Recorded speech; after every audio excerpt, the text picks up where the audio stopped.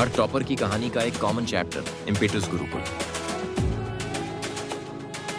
चलिए निमसेट के एक और टॉपर से मिलते हैं, कृष्णदेव मंडल से, जिनका ऑल इंडिया रैंक 174 है, जो कि झारखंड से हैं। और अच्छी बात यह कि इन्होंने निमसेट में ही ना केवल 174 रैंक बनाई है, बल्कि सीयूटी के भी टॉप स्कोरर है, और सीयूटी में भी इनके 225 नंबर थे। तो कृष्णदेव मंडल, सबसे पहले तो आपको इन दोनों CUT top performer, top scorer और निमसेट टॉप रैंक के लिए ढेर सारी शुभकामनाएं। Thank you sir, thank you so much.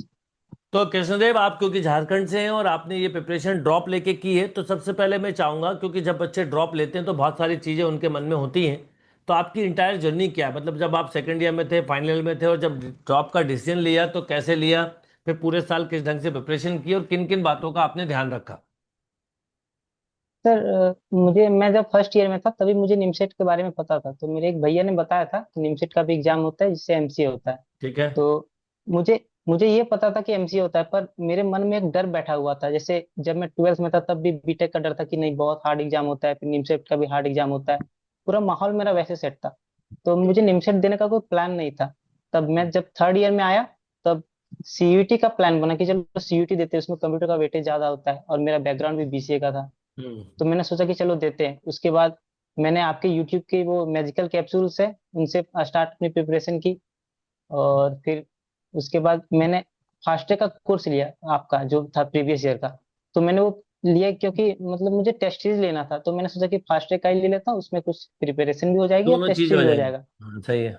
तो वो भी हालांकि काफी बेस्ट था। बट मैंने सीयूटी का पिछले साल भी दिया था, तो पिछले साल 144 के अराउंड मार्क्स थी। हम्म। एंड फिर निमसेट का भी एग्जाम निमसेट का वैसे कोई प्लानिंग नहीं था, पर मैंने दिया। तो उसमें मेरी प्रीवियस ईयर की रैंक 1728 थी। तब मुझे पता चल गया। और मेरी प्रिपरेशन भी पिछली बार मैंने 2-3 मंथ पढ़ाई की थी। तो उसमें मुझे पता चल गया कि जो लेवल है एक्चुअली हार्ड नहीं होता है, बस वो डिपेंड करता है कि आप कैसे पढ़ते हो। तो हम्म। फिर मैंने आपका कोर्स परचेज किया आपसे बात करके। तो उसके बाद मेरे एक्सपीरियंस तो काफी अच्छे रहे। और साल भर साल मैंने लाइब्रेरी मैंने ज्वाइन किया था। तो वहीं मैंने अपनी इंटायर प्रिपरेशन की है। और फिर बस आपने जैसा जैसा बताया मैंने किया और वो हो गया।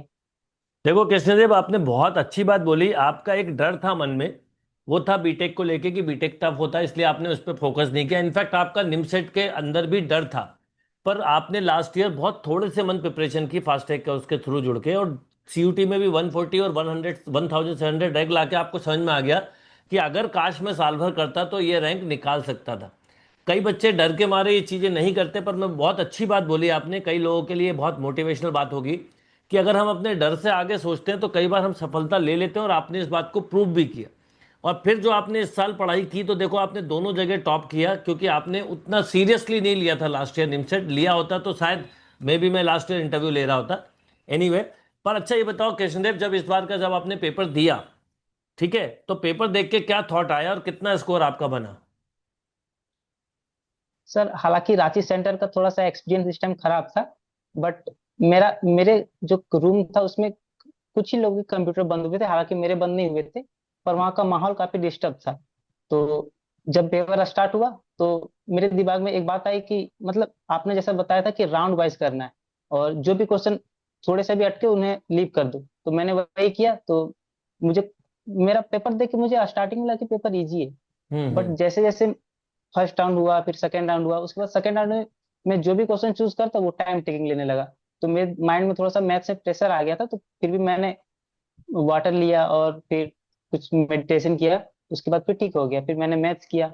उसके बाद मैथ्स से जैसे ही मैं स्विच हुआ, तो मुझे पता लग गया कि मेरा मैथ्स खास नहीं हम्म। गया। तो मुझे जो भी करना है एलआर में करना है। एलआर और तो कंप्यूटर में मैंने करना है, एलआर हाँ। दी। यस, फिर मैंने एलआर दिया। उसके बाद फिर एलआर के बाद फिर कंप्यूटर में आया। फिर कंप्यूटर में भी वही हाल था कि बहुत सारे क्वेश्चन थे जो कुछ ज्यादा नए लग रहे थे। फिर भी हम्म। मैंने हैंडल किया जो हुआ। उसके बाद फिर मैंने इंग्लिश में भी वहीं से स्वैप कर लिया। तो इंग्लिश में भी ठीक हुआ, मेरे इंग्लिश में एक भी रॉन्ग नहीं हुए। मुझे लगा कि इंग्लिश में मतलब नहीं होंगे, फिर मेरे जो मैंने 5 किए थे वो 5 के 5 भी करेक्ट हो गए।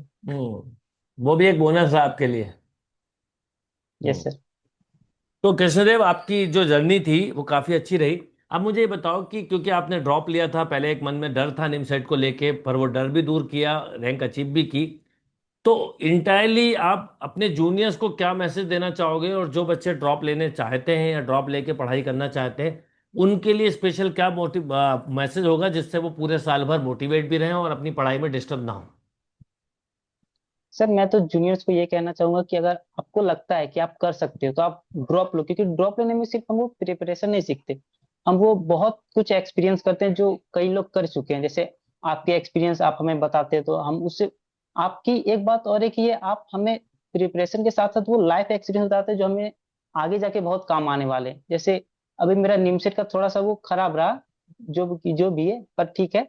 तो मुझे ये पता लग गया कि जो भी यहाँ कमी है वो अब मैं एनआईटी में जाके अपना 100% दूंगा और बेटर करूंगा।